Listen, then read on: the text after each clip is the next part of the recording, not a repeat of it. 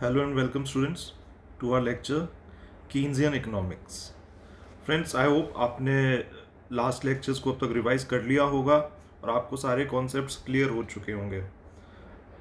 मैंने आपको काफ़ी इन डेप्थ कॉन्सेप्ट्स को समझाया ताकि आपको क्वेश्चंस को टैकल करना बहुत इजी रहे।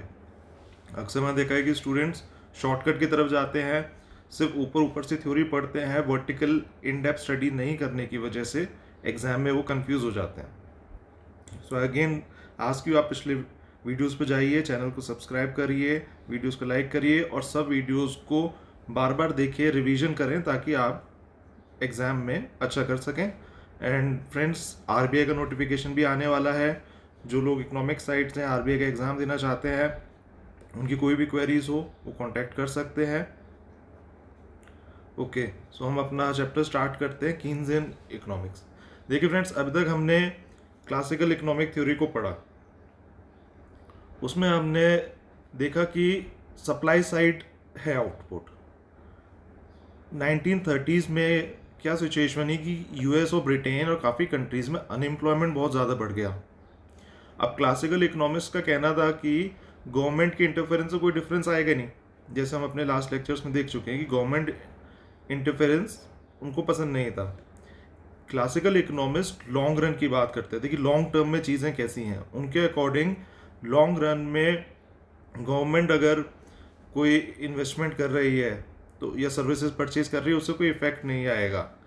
लॉन्ग रन में इफेक्ट खाली टेक्नोलॉजी को अपग्रेड करने से, प्रोडक्शन फैक्टर्स को इम्प्रूव करने से, प्रोडक्शन फंक्शन को इम्प्रूव करने से ही आएगा। मतलब हम अपनी मशीनरी को इम्प्रूव करें, हम अपना जो वर्किंग कैपिटल है, अपना जो लेबर क्लास है, हम उसकी स्किल्स को इम्प्रूव करें, तो वहाँ से हमको बेनिफिट मिलेगा लॉन्ग रन में।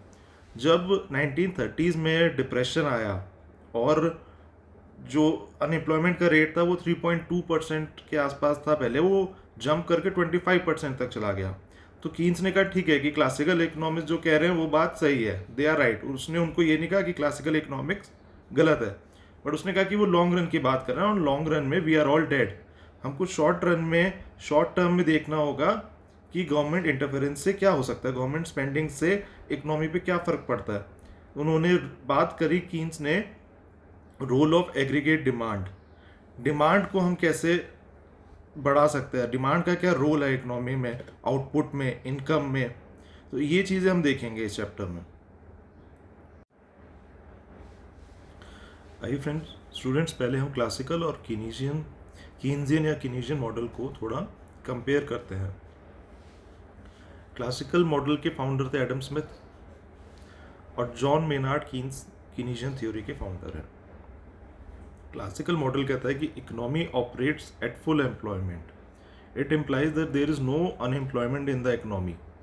सारी रिसोर्सेज एम्प्लॉयड हैं, फुल एम्प्लॉयमेंट पे वर्क हो रहा है। बट कीन्स कहता है कि नहीं, ऐसा नहीं है। इकोनॉमी अनएम्प्लॉयमेंट की सिचुएशन में काम करती है, हमेशा फुल एम्प्लॉयमेंट नहीं रहेगा।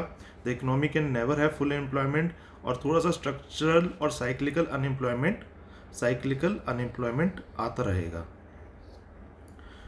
क्लासिकल में एग्रीगेट सप्लाई कर्व, जैसा हमने देखा, वर्टिकल होता है। कीनेशियन में एग्रीगेट सप्लाई कर्व वर्टिकल नहीं होता है, ये हॉरिजॉन्टल या कुछ इस तरीके का होता है। क्लासिकल में सेविंग सारी इन्वेस्टमेंट में कन्वर्ट हो रही है। Savings is equal to investment. But Keynes कहता है कि नहीं, सेविंग इन्वेस्टमेंट के बराबर नहीं है, और अनएम्प्लॉयमेंट का एक बहुत बड़ा रीज़न होता है कि इन्वेस्टमेंट शॉर्ट टर्म में वॉलेटाइल होती हैं और वो प्रॉफिट एक्सपेक्टेशन जो फर्म की उस पर डिपेंड करती है। प्रॉफिट एक्सपेक्टेशन से मतलब है कि कोई भी नया प्रोजेक्ट कोई कंपनी लगाने जा रही है तो उसमें उनको कितने चांसेस उनको लग रहा है कि ये कितना प्रॉफिटेबल रहेगा। प्रॉफिटेबल वो कैसे डिसाइड करेंगे कि किस रेट ऑफ इंटरेस्ट पे उनको फंड्स मिल रहे हैं। रेट ऑफ इंटरेस्ट अगर हाई होगा स्टूडेंट्स, तो कस्टमर्स को इन्वेस्टमेंट की डिमांड कम हो जाएगी, जो बिजनेसमैन है, क्योंकि हायर रेट ऑफ इंटरेस्ट पे वो बोरो नहीं करना चाहेंगे। उनका जो भी प्रोजेक्ट है वो प्रॉफिटेबल नहीं रहेगा इसलिए। तो शॉर्ट रन में इन्वेस्टमेंट्स वॉलेटाइल होते हैं। ये एक बहुत मेजर सेंट्रल पॉइंट है कीन्सियन थ्योरी का। क्लासिकल मॉडल में लेसे फेयर की बात होती है, सेल्स लॉ की बात होती है, जो कहता है कि supply creates its own demand. तो restoration of the economy market forces पे पूरी तरीके से डिपेंड छोड़ दिया जाता है। कीन्स कहता है कि economy can only be restored when there is government intervention. खासकर रिसेशन के टाइम पे मार्केट फोर्सेस ऑप्टिमल नहीं होती है तो इकोनॉमी को रिस्टोर करने के लिए गवर्नमेंट इंटरवेंशन रिक्वायर्ड है।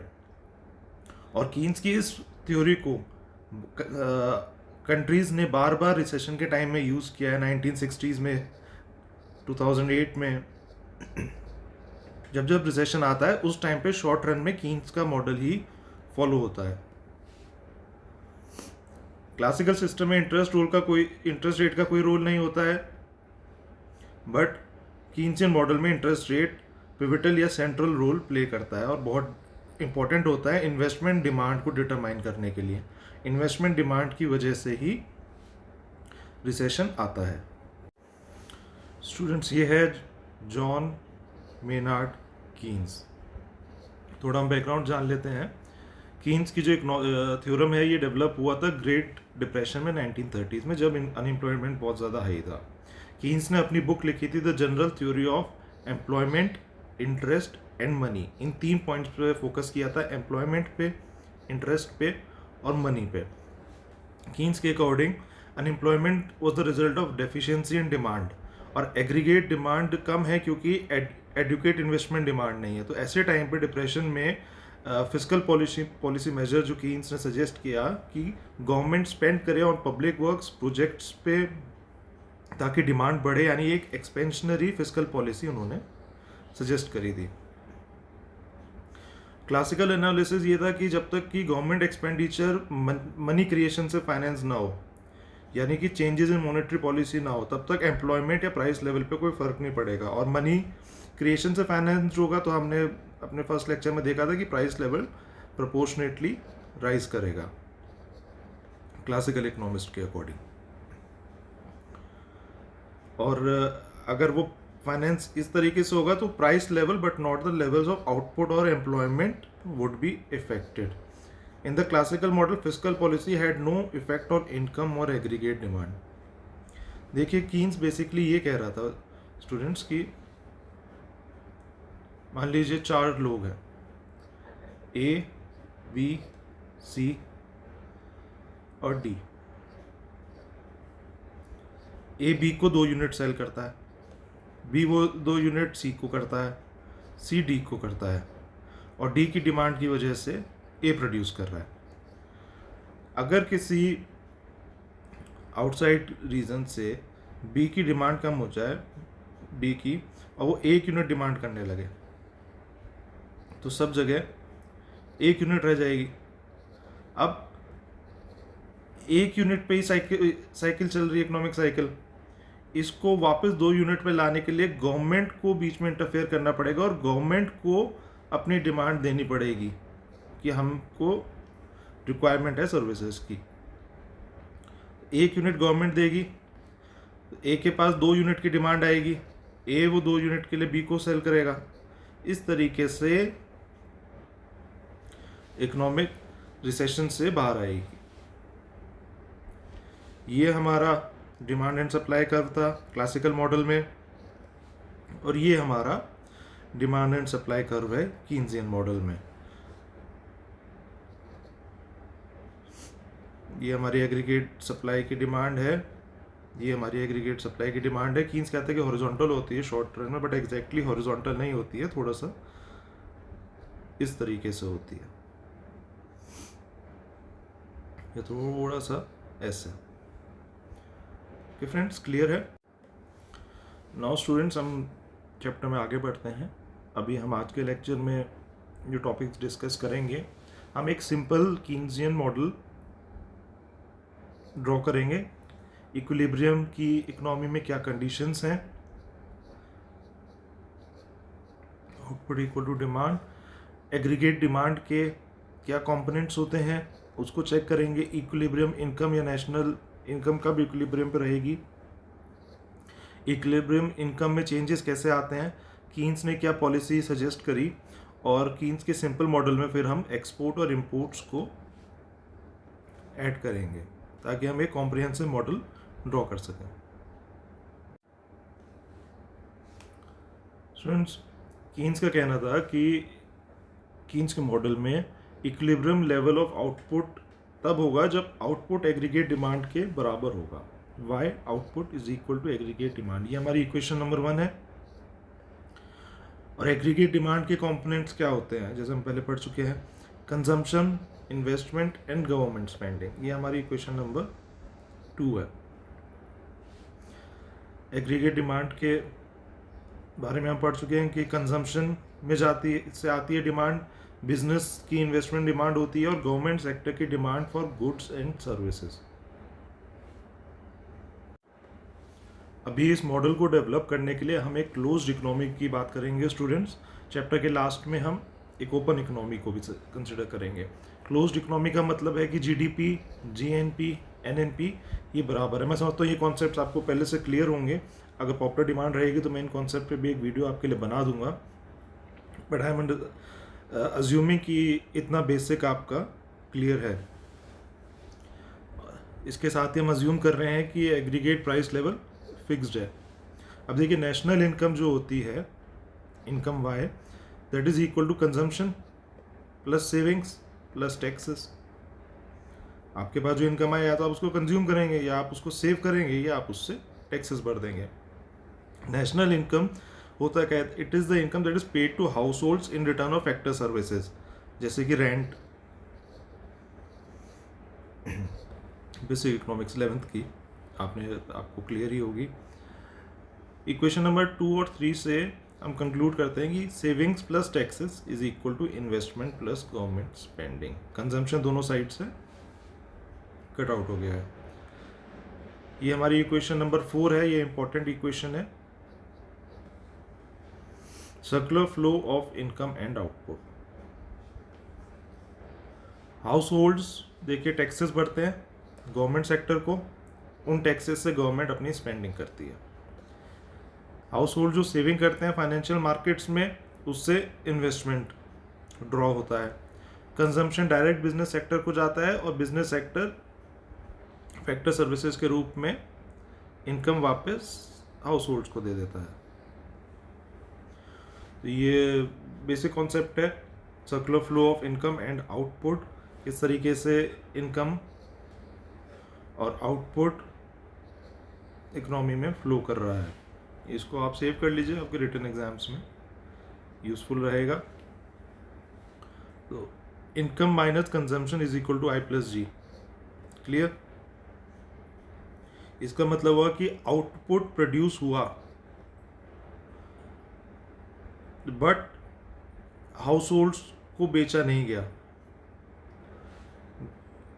प्रोड्यूस तो हुआ है बट हाउस होल्ड्स ने उसको कंज्यूम नहीं किया, तो वो आउटपुट अदर सेक्टर्स के पास जाएगा एज इन्वेस्टमेंट और गवर्नमेंट स्पेंडिंग। उन सेक्टर्स की डिमांड है।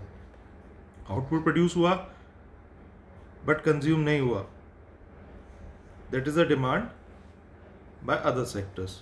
Okay friends, now let us see the components of aggregate demands. हम पहले ही देख चुके हैं कि इनसे देखिए फ्रेंड्स, शॉर्ट रन में कंजम्पशन फंक्शन दिया था, हम आगे लॉन्ग रन कंजम्पशन फंक्शन देखेंगे, एग्रीगेट में देखेंगे, एवरेज में देखेंगे, रिलेटिव देखेंगे, कंजम्पशन कैसे चेंज होता है रिलेटिव टाइम्स के साथ। यहाँ पे एब्सोल्यूट इनकम और एब्सोल्यूट और शॉर्ट टर्म के कंजम्पशन फंक्शन की बात हो रही है। ये क्वेश्चन भी आपके यूजीसी और आरबीआई में आ चुका है, इवन यूपीएससी में भी इससे रिलेटेड एक क्वेश्चन आ चुका है।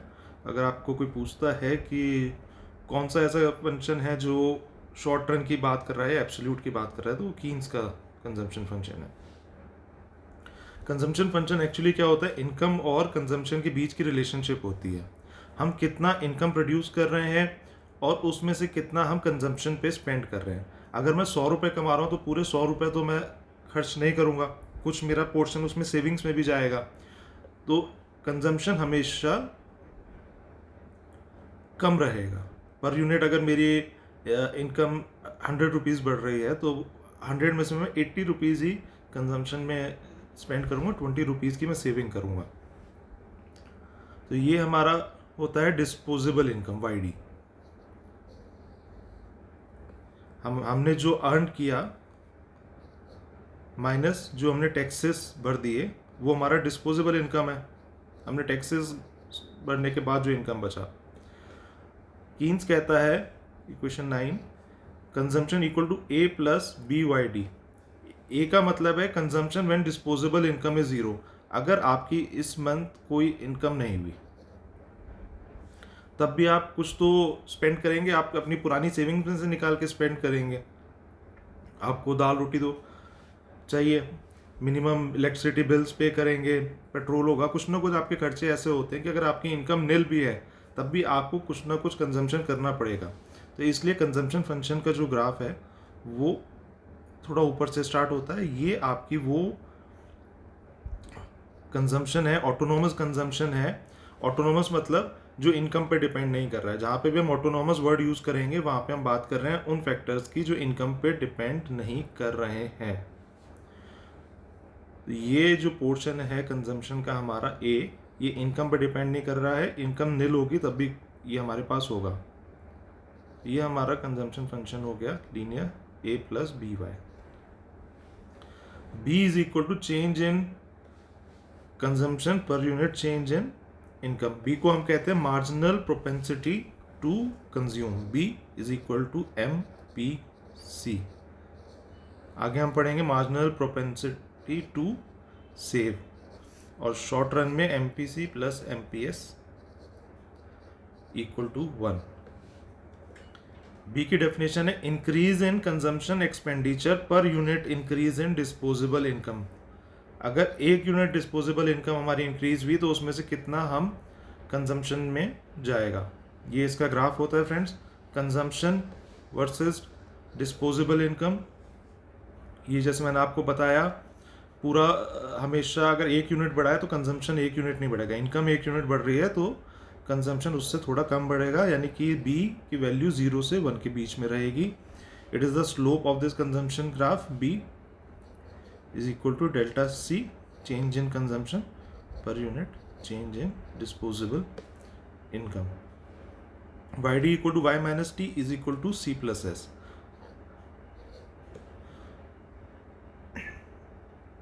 This implies savings equal to minus A plus 1 minus B YD। ये हमारी हो गई इक्वेशन नंबर 12। C को आप रिप्लेस कर दीजिए A प्लस B YD से, और यहाँ पे आप पुट कर दीजिए। तो हम देखेंगे हमारा सेविंग्स का ग्राफ माइनस से शुरू होगा। सेविंग्स का ग्राफ हमारा नीचे से शुरू होगा, क्योंकि जब डिस्पोजेबल इनकम नहीं है उस समय हम सेविंग्स को यूटिलाइज करके कंजम्पशन करेंगे। क्लियर है फ्रेंड्स? स्टूडेंट्स, मैं आपको इसलिए स्लो पढ़ा रहा हूँ ताकि आपको कॉन्सेप्ट्स क्लियर रहें। मैंने देखा यूट्यूब पे काफ़ी चैनल्स हैं जो ऊपर ऊपर से पढ़ा देते हैं और स्टूडेंट्स के कॉन्सेप्ट क्लियर नहीं होते और स्टूडेंट्स एग्जाम में अच्छा नहीं कर पाते। So if you want in depth coverage तो आप मेरे चैनल को सब्सक्राइब करिए, लाइक करिए और मुझे प्रमोट करिए ताकि आपकी तरह और स्टूडेंट्स भी बेनिफिट कर सकें। Okay, now friends, change in savings per unit change in disposable income is equal to 1 minus B. जैसे भी हमने इक्वेशन पिछले पेज पे डिराइव करी थी, ये this is the marginal propensity to save. ये हमारा सेविंग फंक्शन का ग्राफ हो गया और ये हमारी 1 minus B marginal propensity to save हो गया। इस कर्व की स्लोप 1 माइनस बी रहेगी। कीन्स का मानना था, जैसे हमने स्टार्टिंग में क्लासिकल और कीन्सियन मॉडल को कंपेयर किया था, कीन्स का मानना था कि कंजम्पशन एक स्टेबल फंक्शन है। कंजम्पशन में इतना शॉर्ट रन में फ़र्क नहीं आता। जो आपके डेली के मंथली कंजम्पशंस हैं वो आपके लगभग सेम रहते हैं, उसमें कोई बहुत ज़्यादा अप्स एंड डाउन नहीं आता इकोनॉमी में। जो भी फ्लक्चुएशंस आती हैं वो ज़्यादातर इन्वेस्टमेंट डिमांड की वजह से आती हैं। कंजम्पशन वैसे भी एक इंड्यूस्ड एक्सपेंडिचर है।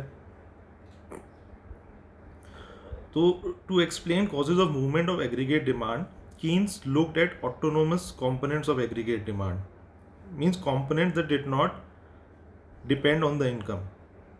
And I found out that variable investment spending was primarily responsible for income stability. So he focused on what determines investment. Investment किन फैक्टर्स पे डिपेंड करता है. एंड कीन्स का सॉल्यूशन था कि इंटरेस्ट रेट पे और बिजनेस एक्सपेक्टेशंस पे. प्रॉफिटेबिलिटी, क्या बिजनेस इन्वेस्टमेंट्स से एक्सपेक्टेड है कि प्रॉफिटेबिलिटी कैसी रहेगी. इन चीज़ों से इन्वेस्टमेंट की डिमांड पे फ़र्क आता है और इन्वेस्टमेंट की डिमांड वॉलेटाइल होती है और इसी की वजह से इनकम पे डिफरेंस आता है. इनकम में डिफरेंस आने से और इन्वेस्टमेंट की डिमांड कम होने से एम्प्लॉयमेंट पे असर आता है. इसलिए कीन्स ने कहा कि हम इक्विलिब्रियम इनकम कौन सी होगी डिटरमाइन करते हैं. जैसे हमने फर्स्ट अभी देखा था, इक्विलिब्रियम के लिए output equal to aggregate demand, and aggregate demand के कंपोनेंट्स हैं सी प्लस आई प्लस जी. सी को हम रिप्लेस कर देंगे वाई डी से, A plus B Y D से, and Y D is equal to disposable income means Y minus T. So we get this equation where output is equal to 1 upon 1 minus b, which is the marginal propensity to save a minus bt plus I plus g.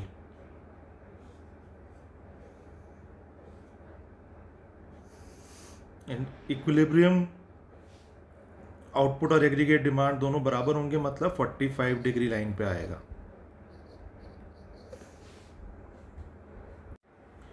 Students एक बार यहाँ पे देखिए कि autonomous component पे output depend कर रहा है, taxes के चेंज पे आउटपुट डिपेंड कर रहा है, इन्वेस्टमेंट डिमांड में चेंज पे और गवर्नमेंट स्पेंडिंग पे चेंज पे. अभी हम ये अज्यूम करते हैं कि गवर्नमेंट स्पेंडिंग और इन्वेस्टमेंट डिमांड शॉर्ट रन में अभी के लिए इस इक्वेशन के लिए मान रहे हैं कि कांस्टेंट है, या वो दूसरे फैक्टर्स पे डिपेंड कर रही है और इनकम पे डिपेंड नहीं कर रही है. So they do not depend directly on income. Income इन पे डिपेंड कर रही है, ये इनकम पे डिपेंड नहीं कर रहे हैं. Determination of equilibrium income. So ये इस साइड हम ले रहे हैं अपने aggregate expenditures, and here is the output and this is the graph. C is equal to A plus BYD and aggregate expenditure is equal to C plus I plus G. In points पे aggregate demand output से ऊपर है 45 degree line, ये रही आपकी. Aggregate demand is greater then output, and इस point के नीचे इन पॉइंट्स पे aggregate demand is less than output. This is the equilibrium point. और जैसे कि हमने देखा है कि अभी हम मान रहे हैं आई प्लस जी कॉन्स्टेंट है और इक्विलिब्रियम पे I plus G is equal to S plus T हम पहले ही डिराइव कर चुके हैं. Savings plus taxes, taxes constant हम लेके चल रहे हैं, सेविंग्स फंक्शन हम 1 माइनस बी के स्लोप के साथ हम बना चुके हैं पीछे. तो इस पॉइंट पे आई प्लस जी क्योंकि कांस्टेंट है, ये इक्विलिब्रियम पॉइंट हो गया अगर हम IGST कर्व को ड्रॉ करते हैं विद रिस्पेक्ट टू आउटपुट. और ये हमारा है अगर हम एग्रीगेट एक्सपेंडिचर को ड्रॉ करते हैं with respect to output. I plus G constant है तो ए माइनस बी टी पे एग्रीगेट डिमांड डिपेंड कर रही है, उसमें हम आई प्लस जी ऐड करेंगे तो ये हमारा फाइनल कर्व हो गया. ओके स्टूडेंट्स,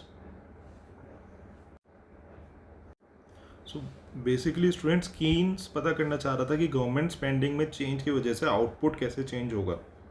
सो ये जो हमने इक्वेशन अभी डिराइव करी है, इसमें जो कंपोनेंट है इसको हम कहते हैं autonomous expenditure multiplier AEM, and this component is called the autonomous expenditures. So autonomous expenditure multiplier gives the change in equilibrium output per unit change in autonomous expenditures. Example government spendings. EM is equal to 1 minus B. ये multiplier इसलिए है कि आप assume करें B हमने बताया, जैसे हमने चेक किया कि B lies between 0 and 1. Let B equal to 0.8 means AEM equal to 5, that is per unit change, let's say delta G equal to 1, government spending 1 unit बढ़ेगी तो उससे आउटपुट 5 यूनिट्स इंक्रीज होगा। बाकी सब चीज़ें अगर कांस्टेंट हैं और गवर्नमेंट स्पेंडिंग बढ़ती है, क्योंकि अभी देखिए इन्वेस्टमेंट डिमांड रिसेशन में नहीं है, आउटपुट को चेंज क्या करेगा? गवर्नमेंट स्पेंडिंग 1 यूनिट बढ़ रही है तो उससे आउटपुट 5 यूनिट्स बढ़ रहा है। ये बेसिकली ये है कि कीन्स ने बोला कि जब रिसेशन है, अनएम्प्लॉयमेंट है, गवर्नमेंट को स्पेंडिंग करनी चाहिए, एक्सपेंशनरी फिजिकल पॉलिसी होनी चाहिए ताकि आउटपुट को वो इंक्रीज कर सकें। ऑटोनोमस एक्सपेंडिचर्स वो होते हैं जो लार्जली इनकम्स की जगह और फैक्टर्स पर डिपेंड करते हैं।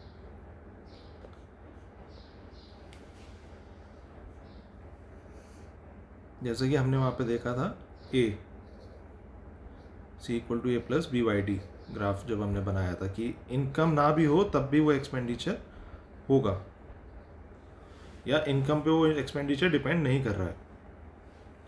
Autonomous component of consumption expenditure A and minus BT इस इक्वेशन में, माइनस BT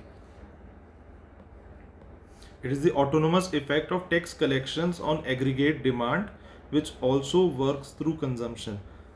टैक्स में आप चेंज करेंगे तो आपका डिस्पोजेबल इनकम चेंज होगा, डिस्पोजेबल इनकम चेंज होगा तो आपका कंजम्पशन एक्सपेंडिचर चेंज होगा, उसके थ्रू भी हम एग्रीगेट डिमांड को चेंज कर सकते हैं। गवर्नमेंट टैक्सेस को लोअर करके एग्रीगेट डिमांड को ऊपर पुश कर सकती है, but it will be by factor of B, it is negative because taxes अगर गवर्नमेंट बढ़ाएगी तो एग्रीगेट डिमांड कम होगी, एक्सपेंडिचर कम होगा, that's why it's negative. Taxes को आप लोअर करेंगे तो आप कंजम्पशन को बढ़ाएंगे, it will be by a factor less than government spendings.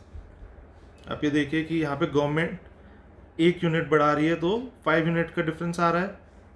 अगर टैक्सेस को हम लोअर कर रहे हैं 1 unit, delta T equal to 1, but because of minus B effect 0.8 का आएगा, विच मीन्स गवर्नमेंट स्पेंडिंग से जितना डिफरेंस आ रहा है उससे कम डिफरेंस टैक्स चेंजेस के थ्रू आता है।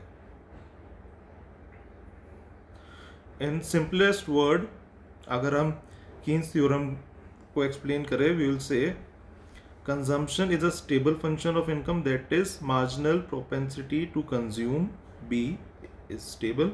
Changes in income come primarily from changes in autonomous components of aggregate demand, especially from changes in the unstable investment component.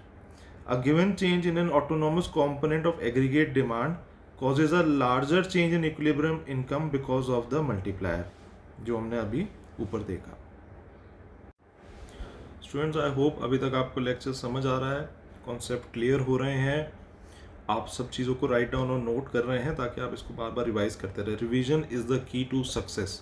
अगर आपको लाइफ में सक्सेसफुल होना है, 2 चीज़ों को पकड़ के रखिए, एक रिवीजन, दूसरा वैल्यू ऑफ टाइम। स्टूडेंट्स, आपका टाइम बहुत इंपॉर्टेंट है। अगर आप दिन में 1 घंटा एग्जाम की तैयारी कर रहे हैं और 1 घंटे भी अगर आप वेस्ट करते हैं तो आप ये सोचिए उस एग्ज़ाम की तैयारी 1 लाख लोग कर रहे हैं और वो उस 1 आवर को यूटिलाइज करते हैं, तो 1 लाख लोग आपसे पर डे 1 आवर आगे निकल रहे हैं। अगर आप इसी तरीके से आपका एग्जाम 90 डेज बाद है और 90 डेज तक आप 90 आवर्स वेस्ट कर रहे हैं तो 90 आवर्स में वो एक पूरा सब्जेक्ट आपसे आगे निकल गए और वो आपको एग्जाम में कंपटीशन में बीट कर देंगे। तो कंपटीशन में अगर रहना है तो एक मछली की तरह हमें रहना है, जैसे मछली एक्वेरियम में रहती है, उसको उसके बाहर की दुनिया का कुछ नहीं पता। ऐसे ही स्टूडेंट्स, आपको अपना लाइफस्टाइल रखना पड़ेगा, आपको अपनी पढ़ाई के बाहर की दुनिया से कोई लेना देना नहीं है। आप 1 मिनट भी टाइम नहीं वेस्ट करेंगे, टाइम बहुत वैल्यूएबल है, अपने टाइम को सेव करिए और सही जगह इन्वेस्ट करिए। Okay students, now next topic is changes in equilibrium income. Let us now consider the effect of equilibrium income of a change in the autonomous investment demand. Change in income or output with respect to change in investment demand. तो investment कैसे volatile function output को change कर रहा है वो हम देखना चाह रहे हैं। हम बी को अज्यूम करते मान लीजिए 0.8. Okay students, a unit change in investment will cause output to change by 5 units. ऐसा कैसे हुआ कि इन्वेस्टमेंट तो चेंज हुआ 1 यूनिट, आउटपुट चेंज हो रहा है 5 यूनिट. बेसिकली स्टूडेंट्स, जब इन्वेस्टमेंट होगा, मान लीजिए 100 रुपीज़ का एक इन्वेस्टमेंट बढ़ा, इन्वेस्टमेंट की डिमांड बढ़ी, इन्वेस्टमेंट आया 100 यूनिट, 100 रुपीज़ इन्वेस्टमेंट बढ़ा. इन्वेस्टमेंट बढ़ेगा तो आउटपुट बढ़ेगा, आउटपुट बढ़ेगा तो एग्रीगेट डिमांड बढ़ रही है, लोगों की सैलरी बढ़ेगी. जब वो इन्वेस्टमेंट की डिमांड का क्या मतलब है कि इन्वेस्टमेंट कब होगा, जब डिमांड होगी तभी इन्वेस्ट करेंगे लोग. इन्वेस्ट करेंगे तो उससे आउटपुट बढ़ेगा, नेशनल इनकम बढ़ेगी, नेशनल इनकम बढ़ेगी, लोगों की सैलरी बढ़ेगी, उस सैलरी का एक कंपोनेंट वापस इन्वेस्टमेंट में जाएगा. सैलरी कैसे बढ़ेगी, जब डिमांड बढ़ेगी तो लेबर की सप्लाई ज़्यादा करी जाएगी, लेबर सप्लाई ज़्यादा करी जाएगी तो सैलरी पेमेंट ज़्यादा होंगे, फैक्टर पेमेंट ज़्यादा होंगे, जितना प्रोडक्शन होगा उसका कुछ परसेंटेज वापस जाएगा हाउस होल्ड्स को, वहाँ से वो सेविंग्स के थ्रू इन्वेस्टमेंट में वापस आएगा, जो वापस इस साइकिल को स्टार्ट करेगा. That is how we are getting a ripple effect. No, output change is equal to change in investment और कंजम्पशन. ऑल्सो ये हमारी इक्वेशन 19 हो गई. S plus T equal to I plus G. Taxes और government spending को हम fix मान रहे हैं. तो ये हमारा क्लासिकल रिजल्ट आ गया, delta S is equal to delta I. But जैसे हम पीछे देख चुके हैं, delta I equal to 1 minus B delta Y. So this is the equation. 1 minus marginal propensity to consume is equal to marginal propensity to save, या फिर MPC plus MPS equal to 1. Basically अगर हमारा income बढ़ रहा है तो या तो कंजम्पशन में जाएगा या सेविंग्स में जाएगा. यही इक्वेशन यही बात हमें बता रही है.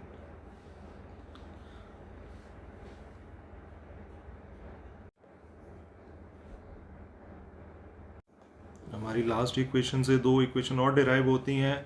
Change in income with respect to change in government spending and change in income with respect to change in taxes. यहाँ पे हम देख रहे हैं माइनस BT वाला कंपोनेंट था, माइनस BT वाले कंपोनेंट की वजह से, गवर्नमेंट स्पेंडिंग की वजह से इंड्यूस जो चेंज आएगा वो ज़्यादा बड़ा होगा as compare to changes in taxes. And government delta Y upon delta I भी इक्वल टू 1/1 माइनस बी था. इसलिए गवर्नमेंट स्पेंडिंग की वजह से वही चेंज आ रहा है जो इन्वेस्टमेंट की वजह से आ रहा है. Hence government spending has the same effect as increase in investment. However, a tax increase lowers the level of disposable income for any level of national income. Increase in tax shifts the aggregate demand schedule down because it reduces the consumption spending, जो मैं आपको पहले explain कर चुका हूँ. यानी कि tax बढ़ेगा, डिस्पोजेबल इनकम कम होगी, कंजम्पशन में चेंज आएगा, सेविंग्स में चेंज आएगा, और टैक्स चेंजेस की वजह से एक स्मॉलर इम्पैक्ट होता है इक्विलिब्रियम इनकम पे then do government spending changes by a factor of B. Next हम देखेंगे कि फिस्कल पॉलिसी स्टेबलाइजेशन के लिए कीन्स ने क्या मेजर्स बताए थे. Because equilibrium income is affected by changes in government spendings and taxes.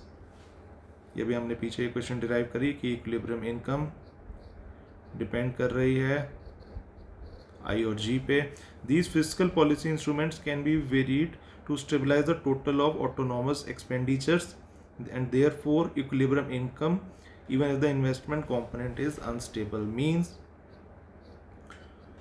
y depend कर रहा है टैक्सेस पे, इन्वेस्टमेंट पे, जी पे. इन्वेस्टमेंट का जो फंक्शन है वो हाईली वॉलेटाइल है, तो उस वॉलेटाइलिटी को रिड्यूस करने के लिए, इन्वेस्टमेंट डिमांड की वजह से जो नेशनल इनकम में वॉलेटिलिटी आ रही है उसको रिड्यूस करने के लिए हम टैक्सेस या गवर्नमेंट स्पेंडिंग में चेंज कर सकते हैं ताकि हमारा इक्वेशन ये स्टेबल रहे.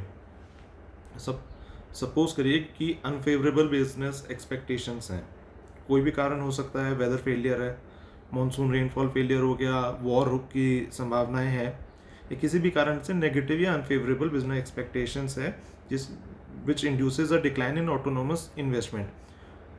It will cause the aggregate demand to decline.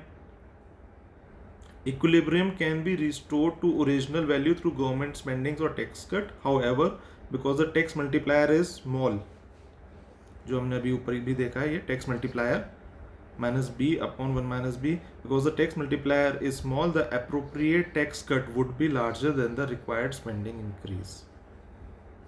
Clear, students? Now, students, we are going to consider an open economy and see the effect of exports and imports in the simple Keynesian model. देखिए basically same है जो हमने पीछे derivations करी हैं, उसी तरीके से यहाँ पे भी सिस्टम चलेगा. आउटपुट इनकम और एग्रीगेट डिमांड इक्वल होने पे इक्विलिब्रियम रहेगा, वो सेम इक्वेशन है. इस इक्वेशन में सिर्फ हम एक्सपोर्ट और इंपोर्ट्स का कंपोनेंट ऐड कर देंगे. एक्सपोर्ट्स बेसिकली क्या होता है, हमारे डोमेस्टिक गुड्स के लिए फॉरेन में क्या डिमांड है, तो हमारे डोमेस्टिक गुड्स की वो डिमांड है, इसलिए एक्सपोर्ट्स को हम एग्रीगेट डिमांड में ऐड करेंगे और इंपोर्ट्स को हम सब्ट्रैक्ट करेंगे, क्योंकि वो हमारे नेशनल इनकम को ऐड नहीं कर रहा है, वो हम पेमेंट दूसरे कंट्री को दे रहे हैं. हम कुछ इंपोर्ट कर रहे हैं तो हम दूसरे कंट्री को पेमेंट दे रहे हैं, वो उनकी एग्रीगेट डिमांड का पार्ट होगा. So exports minus import. We take investment and government spending as exogenous, as that these are autonomous expenditure components, means income पे dependent directly नहीं है. exogenous का meaning होता है कि outward reason से effect होते हैं. गवर्नमेंट जो मिनिस्टर्स हैं, पॉलिटिशियंस हैं, उनके डिसीजन से इफेक्ट होते हैं. मॉनेटरी पॉलिसी या फिजिकल पॉलिसी से इफेक्ट होते हैं, नेशनल इनकम से डायरेक्टली इफेक्ट नहीं होते हैं. ऐसे ही इन्वेस्टमेंट डिमांड जो है वो बिजनेस प्रॉफिटेबिलिटी और रेट ऑफ इंटरेस्ट पे डिपेंड करती है.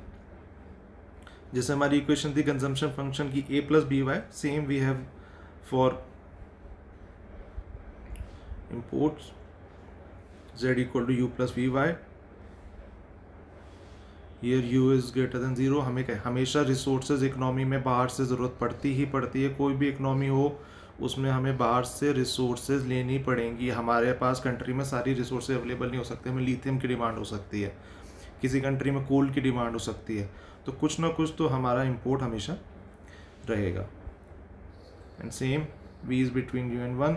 u is the autonomous component of imports जो हमेशा रहेगा. And v is the marginal propensity to import, that is the increase in import demand per unit increase in GDP और income. जैसे जैसे हमारा कंट्री ग्रो कर रही है तो per unit growth in national income और GDP, what is the change or increase in the import demand by the country.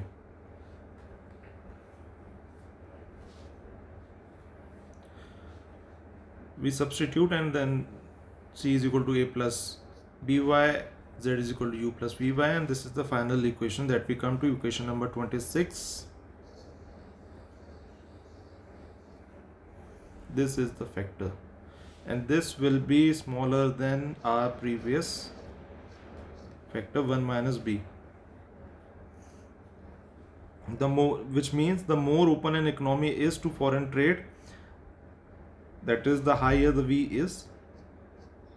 Marginal propensity to import, मतलब कि जितनी ज़्यादा ओपन इकोनॉमी है फॉरेन ट्रेड के लिए, रिस्ट्रिक्शंस नहीं है,